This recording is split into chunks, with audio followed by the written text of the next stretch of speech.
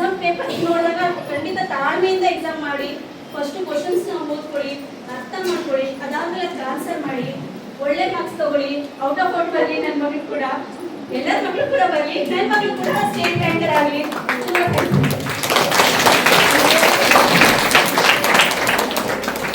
ಇದು ಅಪರೂಪ ಕಾರ್ಯಕ್ರಮ. ಯಾವುದೇ ಕಾರ್ಯಕ್ರಮ ಈ ಥರ ನೋಡಿಲ್ಲ ನಾವು, ಯಾವುದೇ ಸ್ಕೂಲಲ್ಲೂ ನೋಡಿಲ್ಲ.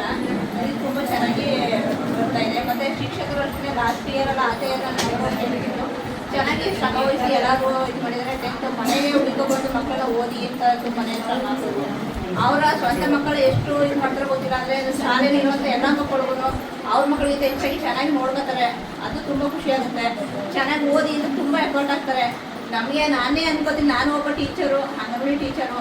ನಾವು ಅದನ್ನೇ ಅಂತೀನಿ, ಅವ್ರ ಮಕ್ಕಳು ಎಷ್ಟು ಟೈಮ್ ಕೊಡ್ತಾರೆ ಏನೋ ಗೊತ್ತಿಲ್ಲ. ಸಂಜೆವರೆಗೂ ನೈಟು ಸುಮಾರು 8 ಗಂಟೆವರೆಗೂ ಇಲ್ಲೇ ಇರ್ತಾರೆ ಸರ್ಗಳು, ಟೀಚರ್ಸು. ಈ ಟೈಮೆಲ್ಲ ಇವ್ರಿಗೆ ಮಕ್ಕಳಿಗೆ ಕೊಟ್ಬಿಡ್ತಾರಲ್ಲ ಅಂತ ನಾನೇ ತುಂಬ ಮಕ್ಕಳಿಗೆ ಹೇಳ್ತಾನೆ ಇರ್ತೀನಿ ಸರ್. ನೀವು ನಮ್ಮ ಮಕ್ಕಳಾಗಿ ನೋಡಿ, ನಿಮ್ಗೆ ಅವ್ರ ಮಕ್ಕಳು ಕೊಡ್ತಾರೆ ಇಲ್ಲ ಹೋದ್ರೆ ನಿಮ್ಗೆ ಎಷ್ಟು ಟೈಮ್ ಕೊಡ್ತಾರೆ.